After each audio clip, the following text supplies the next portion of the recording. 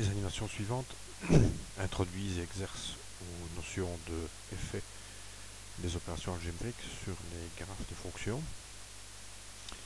On va successivement envisager l'effet d'un changement de signe sur la variable x ou y dans l'équation d'une fonction, puis l'effet d'une addition, x devient x moins a, x plus a, y devient y moins b, y plus b, et pareil pour un produit ou un quotient.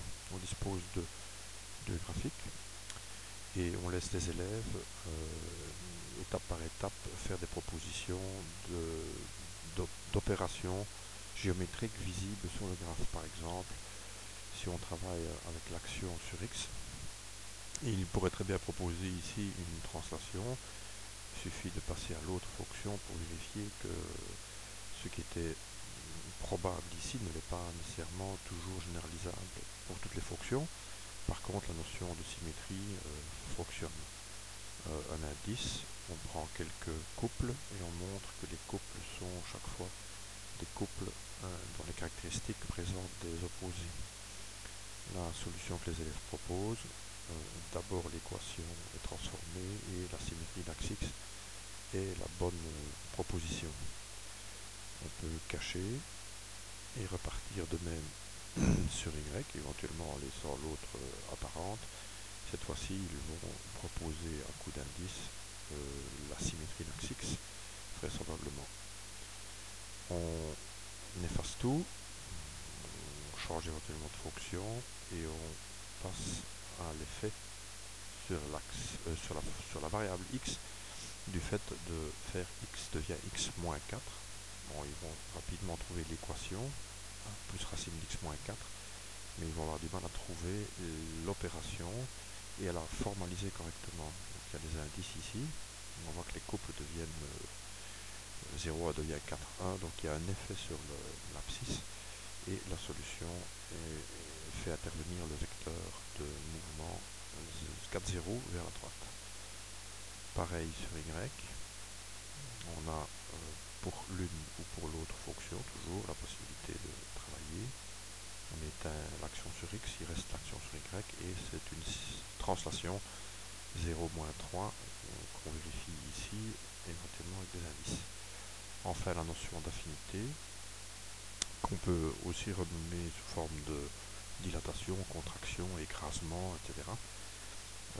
L'action sur y, voici, est une dilatation verticale, dans le sens vertical. Un des indices, c'est que les couples vont être transformés d'une certaine manière qu'ils doivent formaliser, mais c'est la notion d'affinité, ici une compression, pas une dilatation, une compression verticale de rapport à un tiers. Idem pour l'autre action sur x, cette fois-ci, on a une dilatation dans le sens par rapport à l'axe y, en référence à l'axe y, et la solution apparaît là. Les effets, tous les effets de toutes ces opérations génèrent des modifications sur les couples. On a pris un couple ici.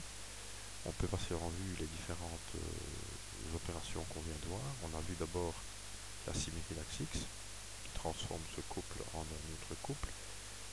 On attend que les élèves proposent une généralisation sur le couple quelconque AB. La proposition est ici. Et on va faire de même pour la proposition qui transforme un couple, par exemple, ce couple-ci, le couple 4, 1, grâce à une translation de vecteur 0n. On peut adapter le n et toujours avec CTRL F, effacer l'écran. Si n fait 2, on a translaté d'un vecteur 0, 2, et donc on peut poser comme question que deviendrait un couple AB. Proposition A ne change pas et B augmente de n si n est positif, mais B peut très bien diminuer si n est négatif. CTRL F pour effacer l'écran. Idem avec une affinité d'axe x. D'axe x est de rapport n, on peut prendre un rapport positif pour commencer. CTRL F pour effacer l'écran.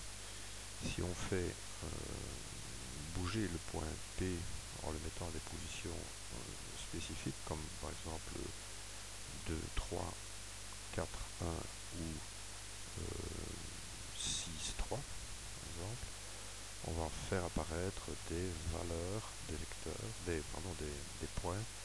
dont les caractéristiques sont modifiées et les élèves doivent deviner comment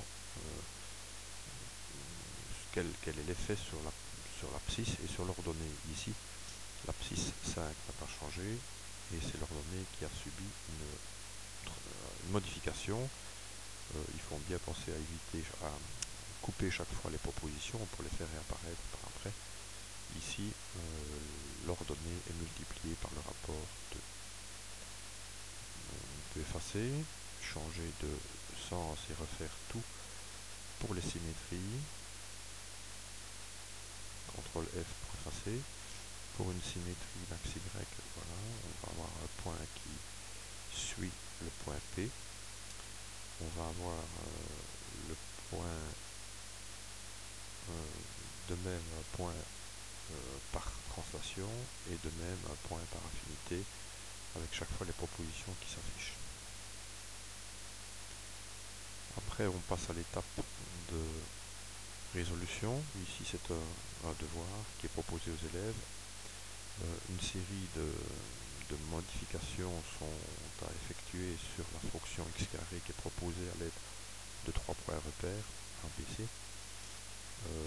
Les solutions apparaissent au fur et à mesure que les élèves proposent des opérations. On peut vérifier et visualiser les opérations une après l'autre jusqu'à la solution globale qui est ici.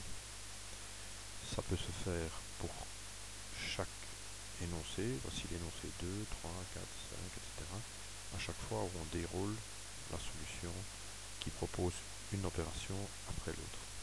Et la globale est en vert.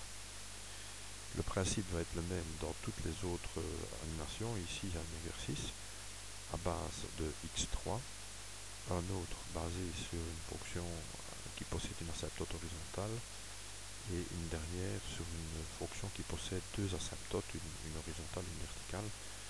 Prenons le premier exemple, par exemple, l'animation 4, 4, 25. Le point P est mobilisable, on peut très bien modifier sa position, je peux le mettre en 2,8 par exemple, et les énoncés s'obtiennent en déroulant le curseur mode d'emploi. Voilà, on a une série d'énoncés. J'en prends un, celui-ci par exemple.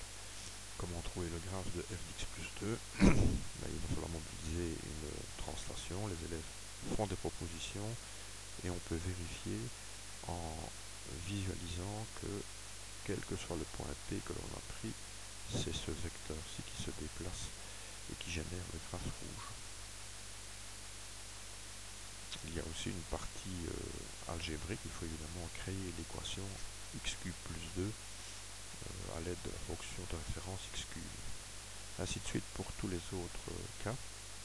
On a dans cette animation-ci une seule opération effectuée sur l'équation.